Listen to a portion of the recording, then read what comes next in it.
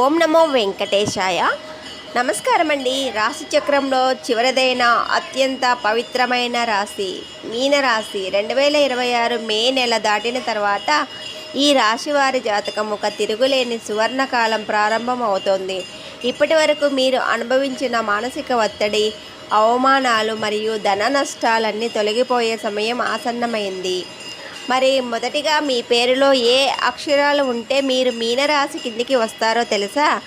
The, దు, ధ, ఘు, ఞ, they, దో, చ, చి అనే అక్షరాలతో పేరు మొదలయ్యే వారంతా మీనరాశి కిందికి వస్తారు.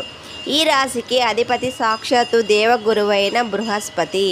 రాబోయే రోజుల్లో మీనరాశి వారికి గ్రహాల అనుకూలత చాలా అద్భుతంగా ఉండబోతోంది. మీ రాశ్యాధిపతి గురుదేవుని శుభ సంచారం వల్ల ఇప్పటి వరకు మిమ్మల్ని వేధించిన కుటుంబ కలహాలు మాయమవుతాయి. మీ మాటకి సమాజంలో, ఇంట్లో గౌరవం పెరుగుతుంది. చాలా కాలంగా నిలిచిపోయిన పనులు ఇప్పుడు చక్కచక్క పూర్తి అవుతాయి. నవగ్రహాల ప్రభావం ఎలా ఉంటుందో తెలుసుకుందాం. మరి నవగ్రహాలు మీనరాశిపై ఎలాంటి ప్రభావాన్ని చూపిస్తున్నాయో ఇప్పుడు వివరంగా చూద్దాం. గురుగ్రహం మీ రాశ్యాధిపతి కావడం వల్ల మీకు సమాజంలో ఉన్నతమైన కీర్తి ప్రతిష్టలు, వ్యాపారాల్లో ఊహించిన లాభాలు వస్తాయి. శనిదేవుడు మీ శ్రమకు తగ్గిన ఫలితాన్ని అందిస్తూ ఉద్యోగంలో నిలిచిపోయిన ప్రమోషన్ లేదా కొత్త ఉద్యోగ అవకాశాలు చేస్తాడు. సూర్య బుధ గ్రహాలు మీ బుద్ధి బలాన్ని పెంచి కోర్టు సమస్యలు లేదా ఆస్తి తగాదాలు ఉంటే అవి మీకు అనుకూలంగా మారేలా చేస్తాయి. శుక్రగ్రహం నూతన గృహ లాభాలు, వాహన యోగాన్ని ప్రసాదిస్తుంది.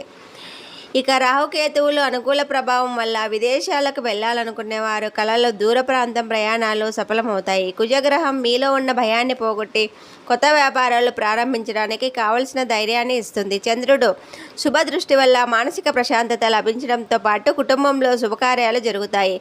మొత్తంగా చూసుకుంటే నవగ్రహాలన్నీ మీనరాశి వారికి అండగా నిలవబోతున్నాయి.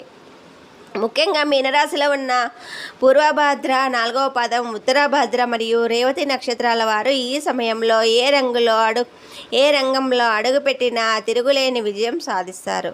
నిలిచిపోయిన పాత బాకీలు వసూలవుతాయి. సమాజంలో పెద్దల యొక్క ఆదరణ లభిస్తుంది. నిరుద్యోగులకు మంచి ఉద్యోగం దొరుకుతుంది.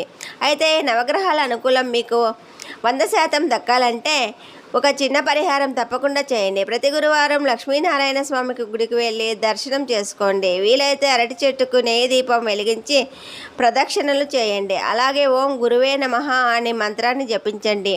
నిరుపేద విద్యార్థులకు పుస్తకాలు లేదా చదువు కావాల్సిన సహాయం చేయండి. మరి మీ జీవితంలో కూడా ఈ అదృష్టకాలం ప్రారంభం కావాలని కోరుకుంటూ కామెంట్లో ఓం నమో నారాయణాయ అని రాయండి. వీడియో మీకు నచ్చితే స్నేహితులకు షేర్ చేయండి. మరిన్ని జ్యోతిష విషయాల కోసం ఇప్పుడే మన ఛానల్ సబ్స్క్రైబ్ చేసుకోండి. ధన్యవాదాలు.